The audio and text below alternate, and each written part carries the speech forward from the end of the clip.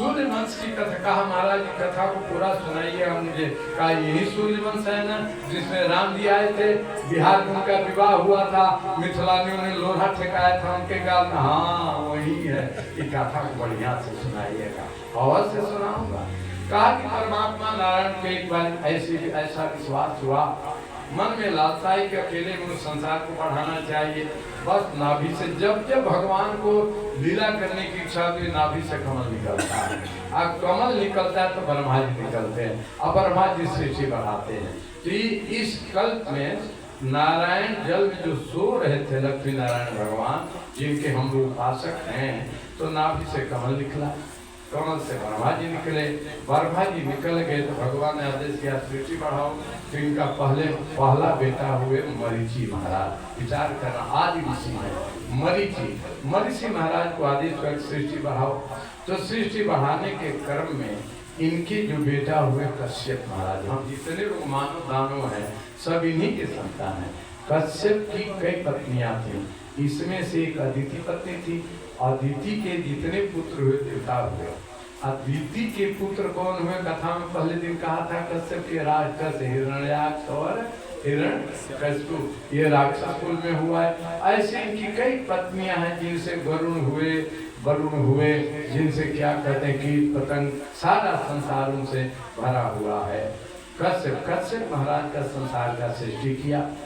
अंत में कहा भगवान का भजन करना चाहिए। भजन में लग गए, अपने ज्येष्ठ पुत्र विश्वमान को राजगद्दी पर बैठा दिया और शासन से मुक्त होकर भजन में लग गए। विश्वमान महाराज ने संसार का वृद्धि किया, खूब वृद्धि किया।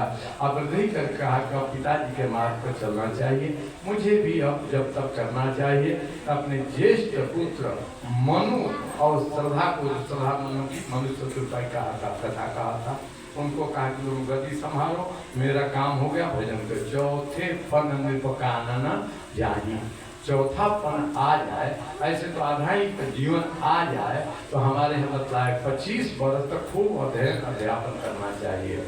अब 25 से 50 के बीच में खूब गृहस्थी में मन लगाना चाहिए।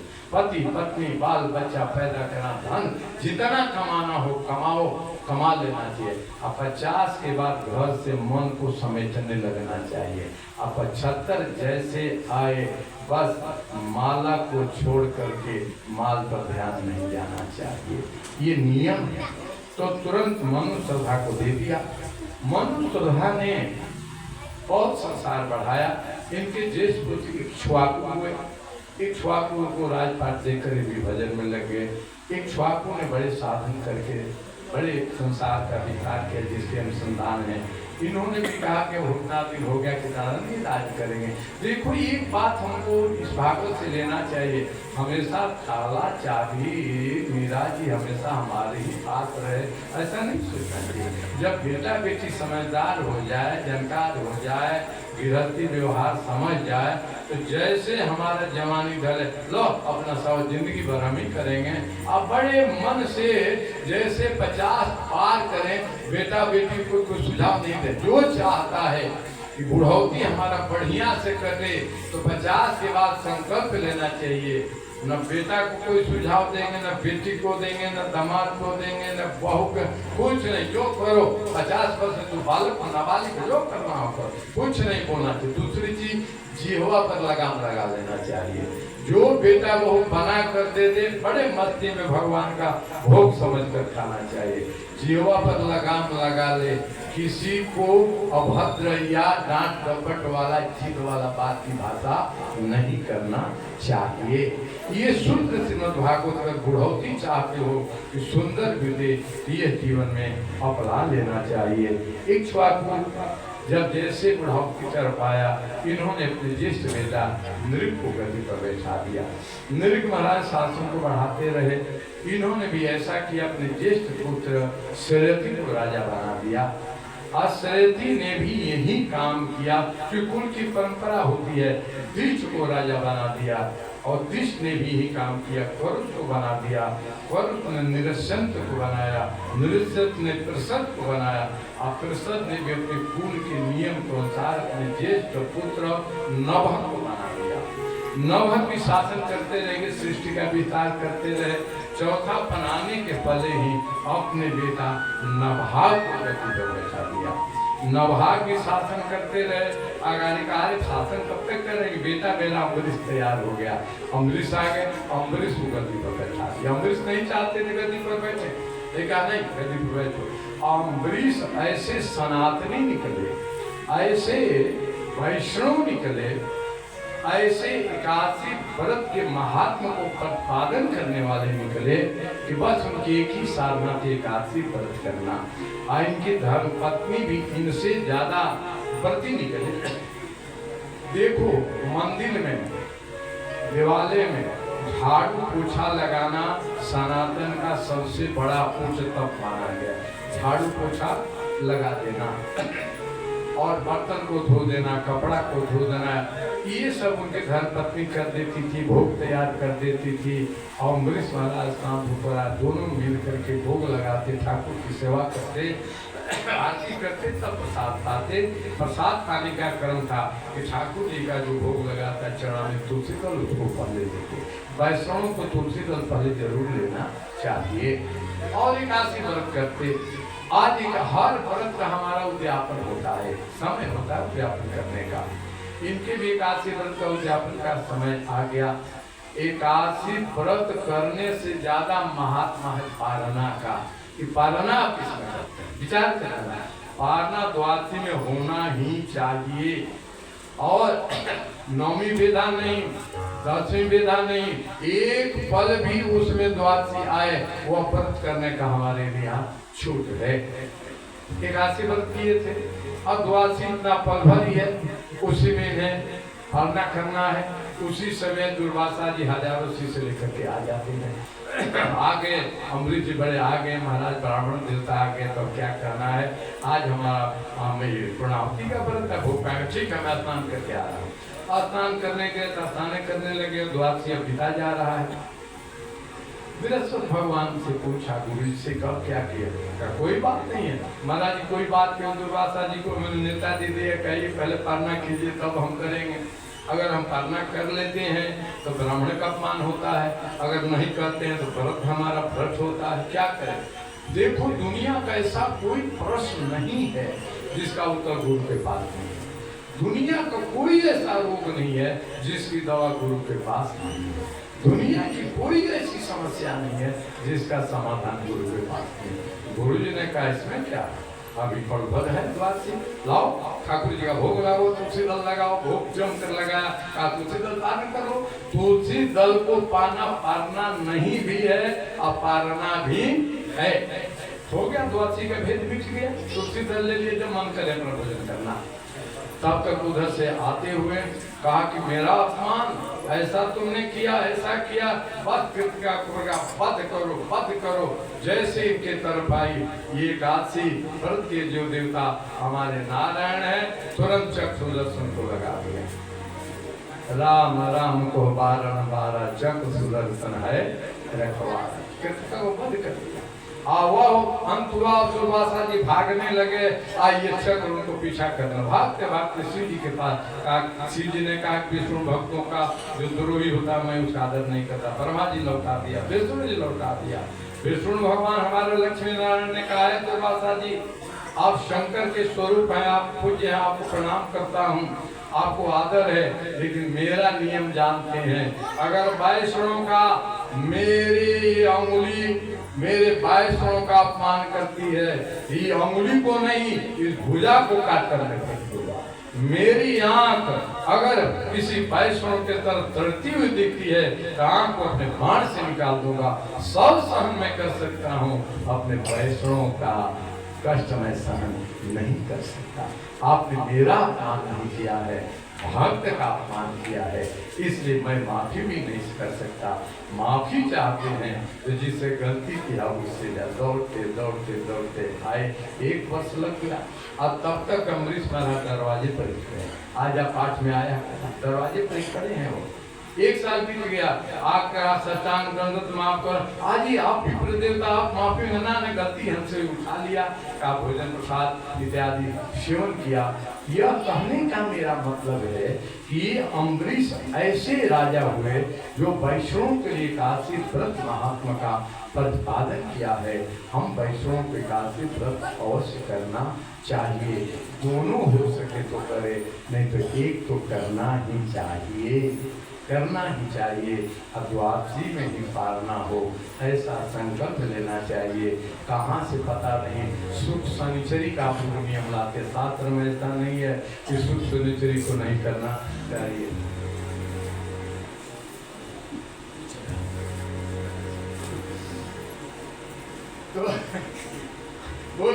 तो सुख शनिचरी वेदा वाला कुछ नहीं है, ये मतलब कि जो एकादशी व्रत करता है उसकी वाणी सिद्ध हो जाएगी, जो एकादशी व्रत करेगा उसकी वाणी सिद्ध हो जाएगी। अब वाणी सिद्ध हो जाएगी तो जो कहेगा वो होकर करेगा। तो गृहस्थों को इसलिए वेदा कहा कि वो तो एकादशी छूट जाए, और नहीं तो बहुत सास होती है जो अपने बहू के लिए रोजगार मांगती है, समझती नहीं है कुछ का बेटा बनेगा, हमेशा ऐसे ऐसे खाती रहती है।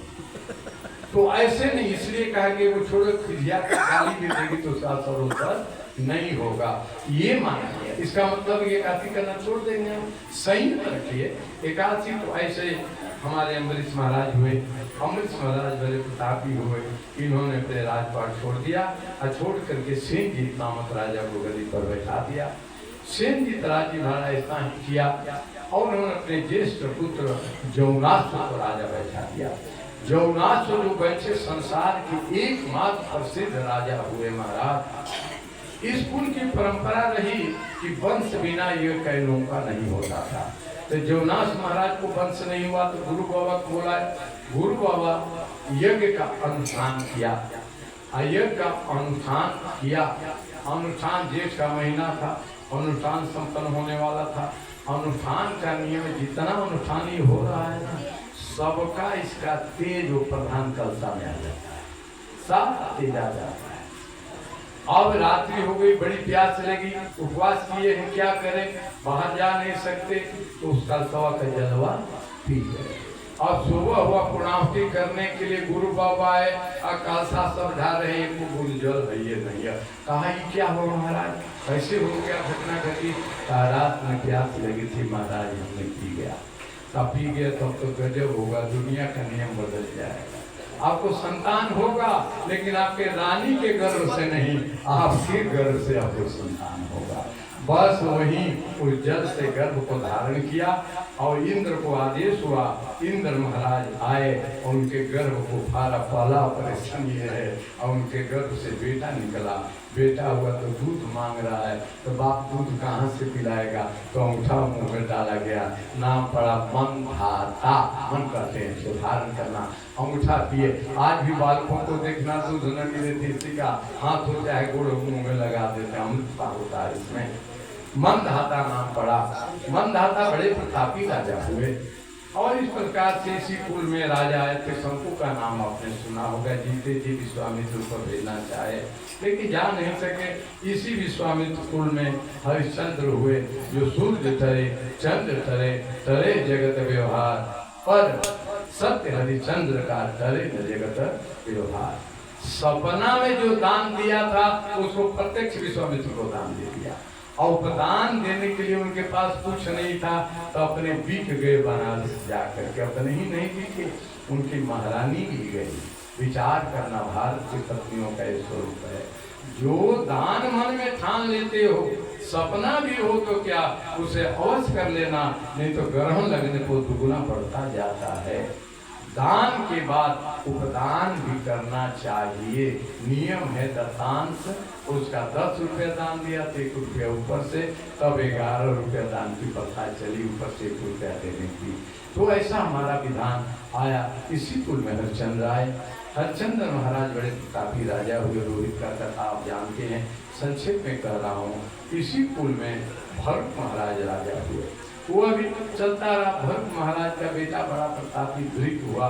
वृक भी राजपाट संसार को चलाता रहा। वृक को बड़ा प्रतापी बेटा बाहु हुआ, वो भी चला। अब बाहु को कई 100 पत्नियां थी, कोई संतान नहीं हुआ। संयोग ऐसा हुआ कि छोटी पत्नी थी, उसको बहुत चाहते थे। अन्य पत्नियों का अब जनन की शक्ति समाप्त हो चुकी थी। गुरु बाबा से प्रार्थना किया, गुरु बाबा ने यज्ञ का फल दिया, छोटी पत्नी गर्भवती रानी हो गई उनकी। अन्य जितनी महारानियां थी जलन होने लगी। आज जलन होने लगी तो कहा कि अब तो छोटी रानी को संतान होगी तो राजा ज्यादा मानेंगे, हम लोग का अपमान होगा, क्या किया जाए? कहा तो मार देना चाहिए। कैसे? राजा को भी पता न चले, सेवा में हम रहते हैं। सभी महारानियों ने मिल करके जहर कटा के, जहर को गर करते हैं, गर लाया, अगर महारानी को खिला दिया। जागो राखे साइया, मार सके न कोई। वह बालक पैदा हुआ तो जो ये माता जी लोग जहर पिलाई थी हाथवा पर लेकर पैदा हुआ। अब पैदा हुआ तो गुरु बाबा ने नाम इसका रख दिया गर, माने जहर, जहर के साथ पैदा हुआ, गर के साथ, इसलिए इसका नाम रखा सगर। बोलिए सगर महाराज की जय। सगर महाराज बड़े प्रतापी राजा हुए। केवल परिवार के नियम जान करके हजारों सैकड़ों पत्नियों से नहीं, 2 पत्नी को रखा। एक पत्नी का नाम सुमति है, दूसरे का नाम केसरी है। गुरु वशिष्ठ की कृपा से सुमति के गर्भ से 60,000 पुत्र हुए। क्या गुरुओं की कृपा होती है? 60,000 पुत्र हुए। और केसरी के गर्भ से असमंजस नामक एक बालक पैदा हुआ। ये बालक सन्यासी स्वरूप का था, राजपाट में मन नहीं लगता था। बाबा इसकी बात को कुछ भी नहीं मानते थे। और अब इनका शादी भी असमंजस का हो गया। असमंजस की शादी हुआ, इसे बेटा भी अंशुमान हुआ। अंशुमान से सगर को बड़ी पड़ती थी। बाबा और पोता का बड़ा मधुर संबंध होता है, बड़ी पड़ती थी। अब सगर महाराज को आया कि मैं विश्व विजय के लिए यज्ञ करूं। विश्व विजय के लिए सगर महाराज ने यज्ञ किया। यज्ञ में एक घोड़ा छोड़ा जाता है, एक पशु कहते हैं कि वो घूम कर चला आएगा तो माना जाए कि विश्व विजयी हम बन गए। घोड़ा चला, और जब घोड़ा चला, बड़े जो लोग होते हैं जब थोड़ा नीचे से लोग वाला धर्म का काम, पढ़ने का काम करने लगता है तो उन्हें बड़ी जलन होती है कि हमारे बराबर हो जाएगा। ऊंच निवास नीच करतूती, देख सकई पराई विभूति। विकास नहीं देखेंगे। तब इंद्र को देखा नहीं गया, इस घोड़वा को चुरा दिया। आज चुरवा कर बांधा कहाँ? जंगल झाड़ में नहीं, वो कपिल मुनि की जो कथा कहा था, कपिल मुनि के आश्रम में ले जा करके बांध दिया। बहुत समय बीत गया, घोड़ा लौटा नहीं। तब सगर महाराज ने बेटों से कहा, घोड़ा गया कहाँ? 60,000 बेटा हुए, जवान, उसको सेना कितना होगा समय सोचते 60,000 पुत्र निकले। कपिल मुनि के आश्रम में गए, कहा कि ये ही चोर है, यही चोर है। कपिल मुनि महाराज को चोर कहना, गाली गलौज करना शुरू किया। अब क्या कहते हैं, कहा न संत का अपमान नहीं करना। इनकी आँखियाँ खोली, तेज निकला, 60,000 जल करके। देखो, आग से जलने से आदमी बच सकता है, समुद्र में फेंक दिया जाए डूबने से बच सकता है, समुद्र से, पहाड़ से फेंका जाए तो मध्य से बच सकता है, लेकिन विप्र और संत के क्रोध से आज दुनिया में कोई बचा नहीं है। सावधान रहना। यह कथा सारा से जल कर वासना हो गई। सगर ने कहा, आखिर गए कहाँ? असमंजस से कहा, जाओ कहीं जाए बाबा, भजन करने तो संसारे में न होंगे। तब कहा अंशुमान से, पोता क्या करना चाहिए? कहा बाबा रुक जाओ, पता करो। बस अंशुमान निकल चला, चलते चलते चलते वही कपिल मुनि के आश्रम पहुंच गया। और जा करके जो हमारे परंपरा में साष्टांग प्रणाम का विधान है, ऐसा दुनिया में कहीं नहीं है। ये प्रणाम विधान जिसे आ गया, समझे कभी हाथ से होने वाली नहीं है। जा करके आश्रम में ध्यान में साष्टांग से धड़ाम से गिरा, दंडवत कहते हैं, डंडा के समान गिर जाना, साष्टांग। 6 अंक पृथ्वी पर लगा धड़ाम से। उनकी आंखें, उठो बालक, मानसा तुम्हारी पूरी हो, सदा कल्याण हो, वर बनो, वर बनो। विचार करना, इसी कुल की इनके चाचा 60,000 आए थे, गाली गलौज किया, जलकर भस्म हो गए। और उसी कुल का बालक साष्टांग दंडवत किया, बिन मांगे वरदान, ऋषि का मिलने का वरदान मांगो, मनोकामना पूरी हो। उठो बालक, उठ नहीं रहे थे अंशुमान, फिर हाथ लगाया, उठे बेटा बोल, जो मांगना हो मांग लो। क्या कहूँ बाबा, मेरे बाबा ने यह किया था, घोड़ा गायब हो गया। घोड़ा के खोज में मेरे चाचा लोग निकले, वो भी नहीं मिले। अरे देखो यह घोड़ा तो नहीं तुम्हारा? हाँ यही घोड़ा बाबा। चाचा लोग ये देखो कि राख का ढेर देख रहे हो ना, ये राख तुम्हारे चचाओं का है। कैसे जले? कहा कि मुझे गाली दिया, मेरी आंख खुल गई, आंख से जल गई। मैं नहीं जलाया। उनका व्यवहार कोई कहे कपिल मुनि का क्रोध जलाया, ना ना, ये सगर का पुत्रों का व्यवहार जो था दुष्ट मरही आपसे, आप मर गए। ये कहा कि बाबा घोड़ा जाए या न जाए, मेरे चाचा लोगों का उद्धार कैसे होगा? क्योंकि क्या अकाल मृत्यु भी है। अकाल मृत्यु वालों को मोक्ष जल्दी नहीं हो तो उपाय बताइए। कहा कि बेटा अवश्य उपाय बताता हूँ। एक चीज है, तुम घोड़ा ले जाओ अपने बाबा को दे दो, उपाय भी बताता हूँ। उपाय ये है कि गंगा महारानी जब इस धराधार पर आ जाएंगे तो तुम्हारे चचाओं का उद्धार है। घोड़ा लेकर बाबा को दे दिया। बाबा प्रसन्न हुए। बाबा प्रसन्न होकर के अंशुमान को कहा कि बेटा तुम गद्दी पर बैठ जाओ, तुम ही काबिज इस गद्दी के अधिकारी हो। कहा कि बाबा गद्दी में स्वीकार करता हूँ, लेकिन मेरा लड़का दिलीप जो है उसको गद्दी पर बैठा दीजिए, मैं चचाओं के मोक्ष के लिए गंगा लेने के लिए जाऊँगा। बस हिमालय की तरफ अंशुमान निकल चले। गल गए हिमालय के पास, बर्फ में गंगा नहीं आई। जब बहुत देर तक नहीं आई तो दिलीप महाराज ने भी अपने ज्येष्ठ पुत्र भगीरथ को राजगद्दी पर बैठा दिया, तो गंगा लाने के चल पड़े। दिलीप भी गल गए लेकिन गंगा नहीं आई। अब दिलीप महाराज भी देखा कि अब नहीं आए, तब अपने ज्येष्ठ पुत्र को गद्दी पर बैठा दिया, गंगा की खोज में अपने पितरों के कल्याण के लिए निकल पड़े। रास्ते में देवर्षि नारद मिल गए। देवर्षि नारद, देखो रास्ते में कोई काम करने के लिए जाओ, संत महंत का दर्शन हो जाए, समझ जाए तुम्हारा काम सिद्ध हो गया। देवर्षि नारद ने मंत्र दिया गंगा को याद करने के लिए, गंगा का जाप करने का मंत्र दिया, गंगा का जाप मंत्र दिया, लेकिन सिद्ध नहीं हुआ। अब हड्डी इनका भी 2 पीढ़ी गल चुकी है। अभी कहा गले में ही देवर्षि नारद का बेटा तुम अपना करो, तुम्हारा मनोकामना सिद्ध होगा। और प्रार्थना हड्डी कुछ नहीं रहा, और प्रार्थना करने लगे। भोरे भोरे रोजे रोजे विनती करता, भोरे भोरे रोजे रोजे विनती करता,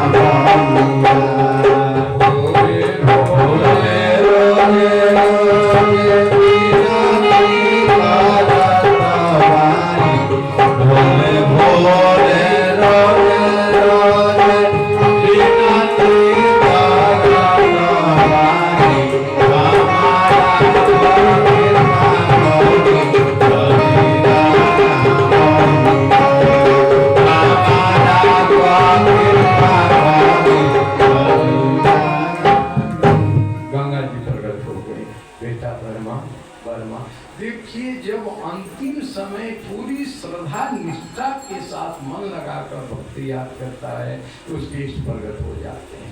गंगा ने कहा बेटा मुझे मालूम है 2 पीढ़ियां तुम्हारी स्पर्श में गल चुकी है, क्या चाहते हो? मैया बस पृथ्वी पर भूमंडल पर चलो, मेरे पितरों को उद्धार करना है। गंगा ने कहा मैं चलूंगी, लेकिन पृथ्वी पर मेरा तेज धार को सहन नहीं कर सकेगा, तो तुम्हारा काम सिद्ध नहीं होगा। ऐसा कोई मेरे वेग को सहन करने वाला भूमंडल पर मिल जाए तो मैं चल सकती हूँ। तथा चली गई। देव ऋषि नारद आ गए। कहा कि और क्या हो बाबा? कहा कोई बात नहीं है, चलो शंकर भगवान का आराधना करो। मंत्र दे दिया, आराधना करने में लग गए। हर शंकर हर शंकर शंकर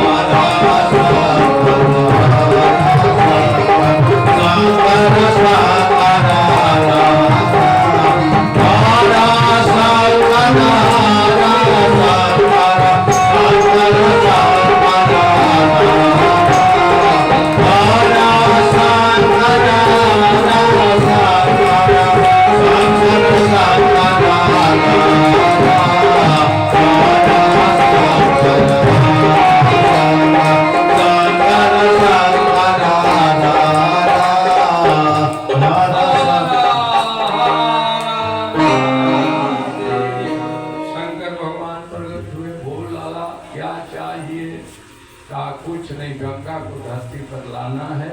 और कहती है कि मैं आऊंगी तो हमारा वेग सहा नहीं जाएगा, मैं रथा पर चली जाऊंगी, ऐसा कहती है। बोले बाबा मस्त जीव, कहा ठीक है, जाकर जितना वेग उसको उतना वेग से आए, हम तैयार हैं। बस गंगा को प्रसन्न किया।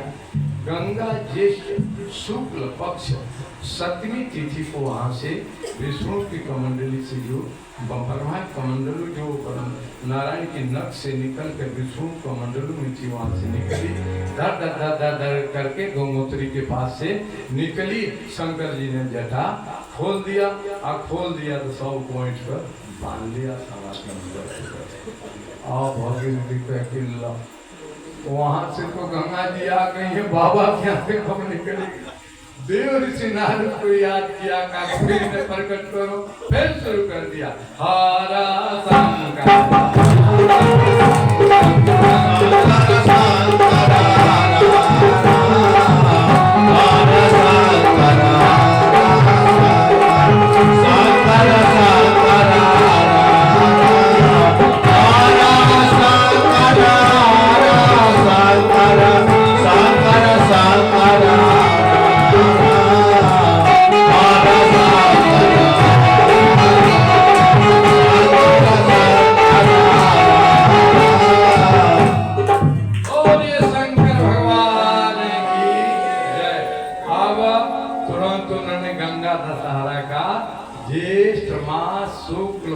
दसवीं तिथि को जटा खोल दिया।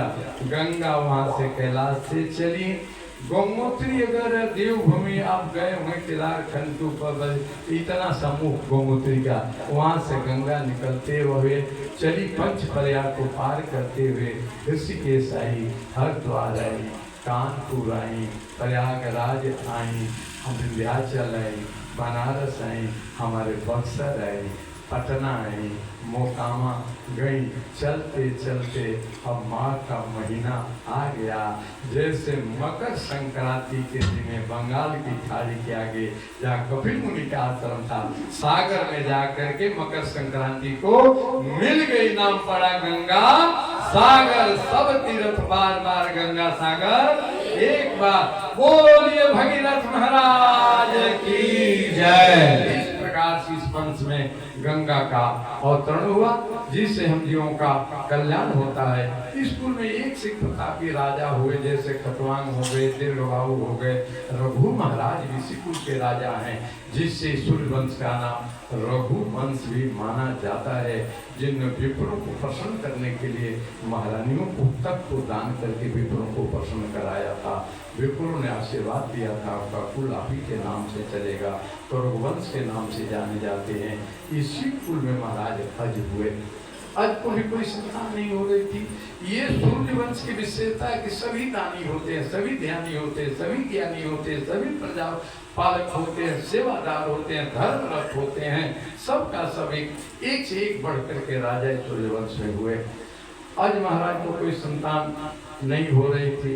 विप्रों ने बताया जग के ये नियम करता, जग का नियम है, जगशाला जहाँ बनता है जजमान ही उसको अमनिया करता है, माने पहला फावड़ा कुदाल लगाता है। मंत्र इधर गुरु जी आगे वशिष्ठ जी महाराज मंत्र सब पंडित तो भरने लगे। अंगणानंता गणपति गुं हवामहे प्रियनंत्वा प्रियपति गुं हवामहे निधिनंत्वा निधिपति गुं हवामहे अशोममया हम जानी। और मंत्र ओम गौ शांति अंतरिक्ष गुं शांति पृथ्वी शांति राप शांति रो सदय शांति, सबको शांति वेद मंत्र पढ़ने लगे। राजा ने पहला कुदाल मारा। जब से पहला कुदाल मारा एक रथ निकल गया। अभी यज्ञ हुआ नहीं, एक रथ निकल गया। दूसरा कुदाल मारा, दूसरा रथ निकल गया। तीसरा कुदाल मारा, तीसरा रथ, पांचवा रथ, छठवा और 10वां जैसे रथ कुदाल मारा, रथ ही नहीं निकला, उस रथ पर एक बालक निकला। और बालक के हाथ में एक सिक्का पड़ा हुआ था, नाम पड़ा दशरथ। बोलिए दशरथ महाराज की जय। राजन परीक्षित ने पूछा, महाराज ये रथ क्यों निकला, रथ और बालक क्यों निकला, और बालक के हाथ में सिक्का क्यों निकला, इसका क्या मतलब है? कहा कि देखो स्कूल में एक से एक प्रतापी राजा हुए। आज महाराज भी बड़े प्रतापी थे, खूब दान करते थे, लेकिन उस राज्य में कैसा ब्राह्मण था, उसी का हाथ का दान लेता था जिससे पसीना शरीर से निकलता था पसीने की कमाई का दान लेता था। तो रोज दान लेने के लिए ब्राह्मणी भेजे, अभाव में ब्राह्मण रहता ही है, रोज भेजे, लेकिन जैसे पंक्ति है वो लौट कर चले जाए, उन्हें भान हो जाए कि प्रजा का धन दान कर रहे, इनका कमाई नहीं है। अपने मंत्री से कहा देखो एक ब्राह्मण आता है, जब इसकी बारी आती है ये लौट जाता है, इसको जरा पकड़ कर लाओ, क्या बात है, ब्राह्मण पकड़ लाएंगे। ब्राह्मण ने कहा महाराज कोई बात नहीं, मेरा नियम है। देखिए जिस नियम पर जो खड़ा रहता है उसके साथ भगवान खड़ा रहता है, ख्याल रखिए, जो नियम पर खड़ा रहता है उसके साथ भगवान खड़ा रहता है। कहा कि मैं पसीना का दान देता हूँ, आप पसीना का दान नहीं करते।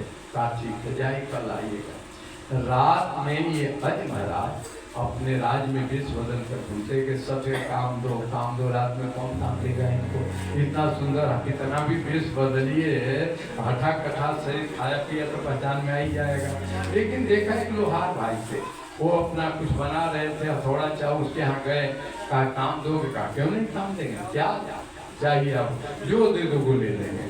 कहा क्या ये हथौड़ा पकड़िए, तो भन पकड़ा दिया, रात भर भन उनसे चलवाता रहा। भन सब सुबह में 1 टका दे दिया, उस समय का टका, आज का सिक्का जो टका दे दिया, वो टका लेकर आए। पंडित जी को बुलाओ, पंडित जी आए, जब बारी गए तो सिक्का दिया उनके हाथ में। कहा महारानी लो, पंडितानी को कहा चौका उका लगा, क्या दान में मिला, कहा कि सिक्का। 7 दिन के बाद कमाई गए तो ही लाए, वो सिकवा उठाया, उठा करके और महाराज के महल की तरफ फेंक दिया। वही सिकवा गया, जहाँ गिरा था वही जगशाला बनाया जा रहा था, वही सिक्का पसीने की दान के कारण 1 रथ नहीं 10 रथ निकला, और 10वां रथ बालक निकला, बालक के हाथों दान का पैसा भी मुझे निकला। ये चक्रवर्ती दशरथ महाराज बड़े प्रतापी हुए। इन्हें कई सौ रानियां थी, बहुत समय बीत गया, लेकिन इन्हें कोई संतान नहीं हुई। 3 पटरानियां इनकी थी, कौशल्या, सुमित्रा और कैकेयी, कोई संतान नहीं हुआ। गुरु बाबा वशिष्ठ से कहा कि महाराज जीवन का हाथे जाएगा क्या आपके रहते। कहा कि ना, ऐसा करो, बिहार में वो बाबा रहता है जो उसी के पास पुत्र पैदा करने का विशेष अधिकार है, क्या नाम है, श्रृंगी बाबा, कोल्हापुर के पास रहते हैं। उनको आमंत्रण किया गया, श्रृंगी जी गए, अयोध्या में गए। कहा कि अयोध्या में यज्ञ करने से संतानों को प्राप्त होने वाली नहीं है, क्योंकि भूमि अब शुद्ध नहीं रही, ये भूमि शुद्ध नहीं रही है, शोधन करेंगे तो टाइम लग जाएगा, आपका चौथापन बीत रहा है। तो यहाँ से बगल में एक जगह है, वहाँ पर आप करेंगे, यहाँ से 17-18 किलोमीटर की दूरी पर हो जाएगा। तो वहाँ पर जग देखा गया, वहाँ पर जगशाला की व्यवस्था वहाँ पर की गई। आज जब जाएंगे अयोध्या में घूमने तो जरूर जाना, उस गांव का नाम पड़ गया मखौड़ा, मख माने यज्ञ होता है, तो वहाँ मखौड़ा नाम उसका पड़ गया, एक नदी है मखौड़ा, वहाँ यज्ञ हुआ, यज्ञ की आहुतियाँ दी गई। यज्ञ की आहुति देने से यज्ञ नारायण भगवान प्रकट हो गए, आशीर्वाद लेकर राजा के हाथ में दिया, और हाथ में देकर कहा कि आप इसको ले लीजिए, और लेकर के मन चाहें अपने महारानियों को इसको आप खिला दीजिए, अपने महारानी को आप खिला दीजिए, और खिलाने से आपका मनोवांछित जो फल है उस फल की आपको अवश्य प्राप्ति, मनोवांछित फल की प्राप्ति आपको होगी। बस उस खीर को लिया, खीर को 2 भाग में किया, एक भाग कौशल्या के हाथ में, एक भाग कैकेयी के हाथ में दिया, सुमित्रा को नहीं दिया। दोनों महारानियों ने आधा आधा करके सुमित्रा को दे दिया। इसलिए कौशल्या को केवल एक बेटा राम और कैकेयी को एक बेटा सुमित्रा को 2 बेटा प्राप्त, दोनों ने आधा आधा दिया। बड़ा उत्सव माना। कहा महाराज इतनी बड़ी कथा इतना जल्दी कह दिया। कहा कि जल्दी कथा को सुनाना है, क्योंकि चंद्रवंश में कृष्ण जी को भी जल्दी ये लाना है। कहा सुनाइए महाराज। कहा ये हुआ, धीरे धीरे वो लेकर गर्भवती हुई सब रानियाँ, समय बीतने लगा, माघ बीता, फागुन बीता, चैत आ गया, शुक्ल पक्ष आ गया। अब सब देवता लोग घेरा डेरा डाल दिए। देवताओं को तो पता होता है ना, गुरु को डाल दिया। और चैत महीना शुक्ल पक्ष आ गया, दूज दी चौथ पंचमी षष्ठी सप्तमी अष्टमी बीता, नवमी की पावन तिथि आई, दोपहर का समय आया, नायति शीतल घामा, मधुर प्यार चलने लगी। उसी समय घर में से आवाज आती है, भय प्रगट के बाला दीन दयाला अवसर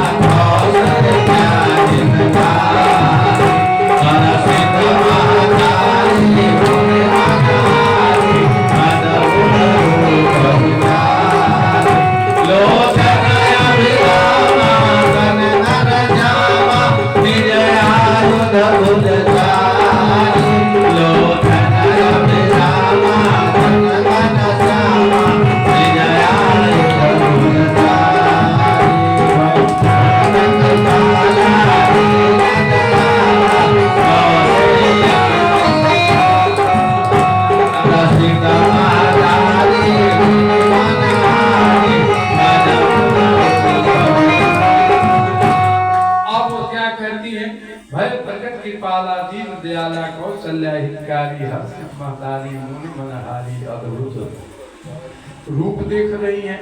तो राम जी कैसे प्रकट हुए हैं, सामान्य नहीं, वो पद्म लिए हैं, शंख लिए हैं, गदा लिए हैं, सब पीताम्बर पहने हुए हैं। का कौन विश्वास करेगा कैसा किसी घर में लड़ा होता है। इसलिए उन्होंने कहा ऐसा नहीं होता है, ये सब रूप अपना त्याग दीजिए, भगवान तो भगवान अंतर्यामी है। इसलिए तुरंत कहा कि लोग ऐसे नहीं मानेंगे कि आप मेरे बेटा हुए हैं, इस रूप को आप त्यागिए और रोइए। तब कहा कि तब सुनि रोदन ठाना, और रोने लगे तो हटाते ही नहीं, रोते गए। अब सारे लोग जान गए कि अब चक्रवर्ती के घर में लला हुआ है। लला हुआ, नाचने लगे, गाने लगे, चारों तरफ बधैया बजने लगी, चारों तरफ बधैया बजने लगी, सोहर होने लगा, मंगल होने लगा। क्या कहते हैं, सोहर मंगल सब होने लगा। बधैया आंगने में चलने लगी, आंगने में बधैया बाजे, आंगने में बधैया बाजे, आंगने में बधैया बाजे, बधैया बाजे, बधैया बाजे,